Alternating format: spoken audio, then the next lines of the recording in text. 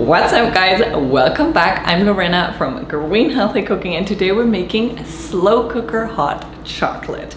The reason we're using the slow cooker is because it's big and we can make a lot.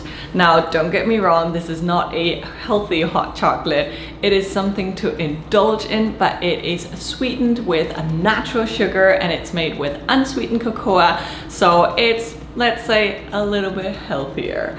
So the first thing that you need are 2 vanilla beans. Cut off one end and then slice them lengthwise so you can open them and all the seeds can come out during the cooking process. Now vanilla beans are quite expensive. Vanilla extract will work as well, of course. So just use 2 teaspoons of vanilla extract as opposed to the beans if you can get your hands on them. So add the 2 sliced up vanilla beans into your slow cooker and then add 8 cinnamon sticks to it, or 2 tablespoons of ground cinnamon. And now we're going to add piloncillo, also known as panela or raw sugar. I get that at Latin American grocery stores, but if you can't get your hands on it, demerara sugar or like any other raw sugar will do. Brown sugar as well, if last resort. It's kind of processed, so try and choose the least processed sugar.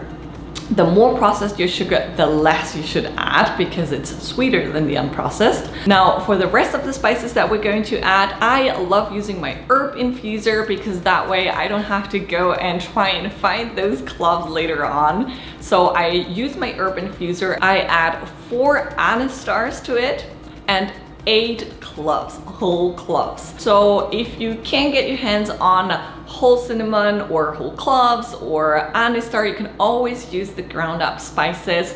Just use a tiny little bit because it's a ton more. So for cinnamon, as I said, 2 tablespoons, and then for anise maybe half a teaspoon, and for the clove maybe another half a teaspoon. Don't overdo it because they're pretty strong spices. Now next up we're going to add the cocoa powder. Make sure it's unsweetened because we're adding the raw sugar, right? So use about 2 cups, it doesn't have to be super exact, 2 cups of raw cacao, unsweetened cacao. You can also use Dutch processed if you like.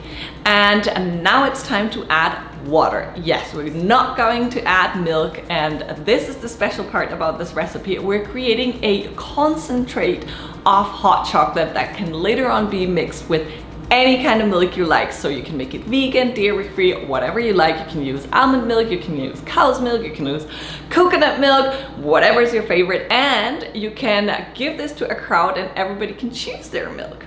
So we're adding 8 cups of boiling water from the kettle. This is so the raw cacao immediately dissolves because otherwise it just floats on top. And now do not put on the lid. This is important because we want most of the liquid to evaporate to create this very, very thick concentrate of hot chocolate. So plug in your slow cooker and set it to 8 hours on low or 4 hours on high. I've even tried 10 hours on low and it worked perfectly well.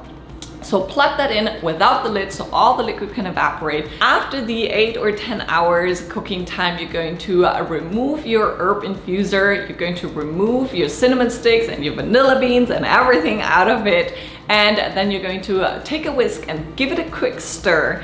And now it's time to serve. I use a ladle, a soup ladle, and just ladle a little bit, maybe a quarter to half a cup into a cup. And then I top it off with my favorite milk. Today I'm just using regular cow's milk, but as I said, you can use any kind of milk you love. The concentrate is sweet enough to sweeten the whole milk and to make the whole milk a hot chocolate. Make sure you heat up your milk if you like the hot chocolate hot, but I guess that's obvious. And then maybe sprinkle a little bit of cinnamon on top, put a anise star as decoration and give it a try. It's out of this world delicious, let me tell you. I've made this spiced hot chocolate in a pot before. It was just as delicious, but I love making it in the slow cooker because I can make a ton more and I don't have to babysit it. Also, I've been cooking this overnight. So this morning we had hot chocolate for breakfast. Yes, so good. I hope you give this recipe a try. If you do, Don't forget to snap a picture and show me. I love seeing when you make any of my recipes. And if you've enjoyed this video and you want to make this recipe but you don't have a slow cooker, check out my regular stovetop recipe. Bye.